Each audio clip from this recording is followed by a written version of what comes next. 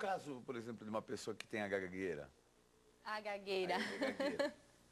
Nesse caso também é tratado por um fonoaudiólogo ou não? Sim, muitas vezes o fonoaudiólogo juntamente com o psicólogo, porque dependendo da causa dessa gagueira, é preciso também trabalhar um pouquinho o emocional.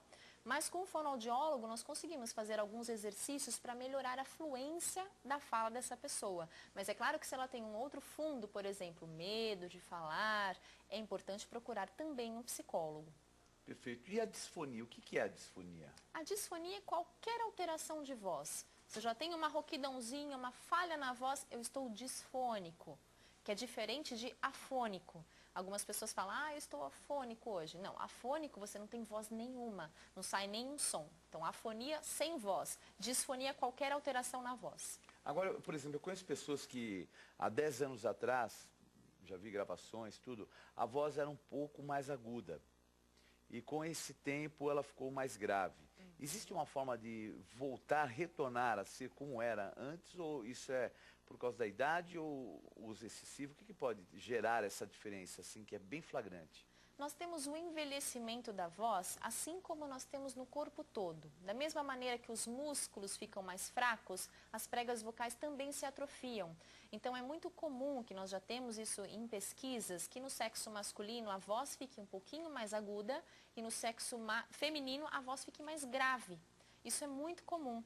Mas como nós conseguimos retornar, né? Esse retorno a gente consegue através de exercícios vocais. Então o ideal é que a gente não espere chegar à terceira idade para ter uma voz diferente, um timbre diferente, mas que ao longo desse tempo a gente já venha trabalhando a voz para mantê-la jovem por muito tempo. E no caso, por exemplo, de alguém que saiba que vai ter que usá-la durante 20, 30, 40 anos, qual é o cuidado? O principal é o aquecimento vocal e você respeitar os seus limites. Então, sentir quando a voz está pedindo um tempinho para descansar, porque a voz precisa de descanso, assim como o corpo todo. Então, é nós sentirmos os sinais que a própria voz traz para nós. E no caso de existirem cistos, né? Porque existem pessoas que têm cistos, que não é o caso do calo. O calo, Sim. ele pode voltar, regenerar, ficar normal, né? O próprio organismo absorver, como você colocou. E no caso de um cisto, a cirurgia deve ser feita, não deve? Como tratar? Então, nós também temos vários tipos de cisto.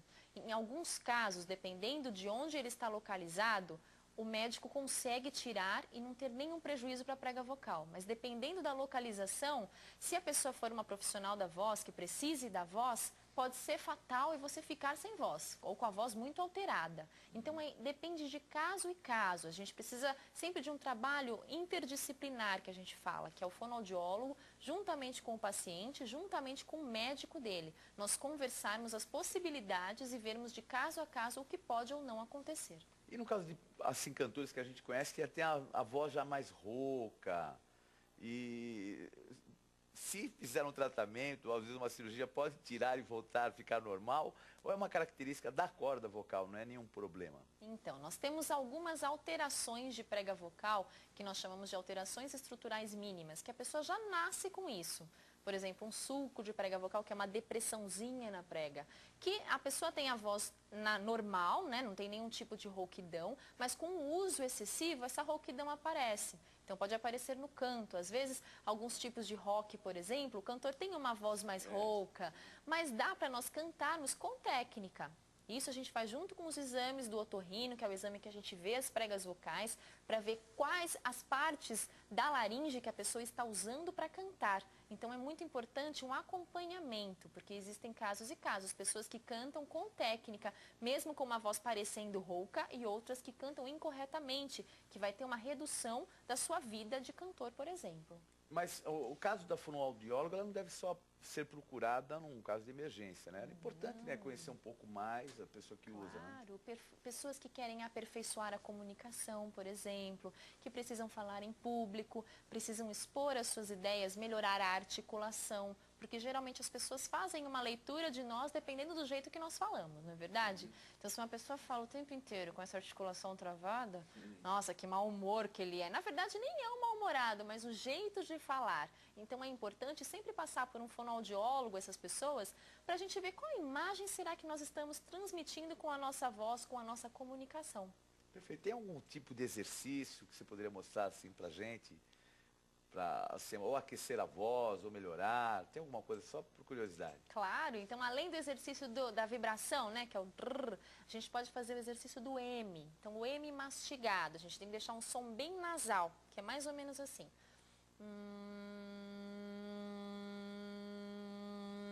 E eu posso até associar esse som com uma vogal, que eu consigo voz mais projetada com esse som. Além de melhorar a vibração da prega, eu aquecer ela, eu também projeto mais o som.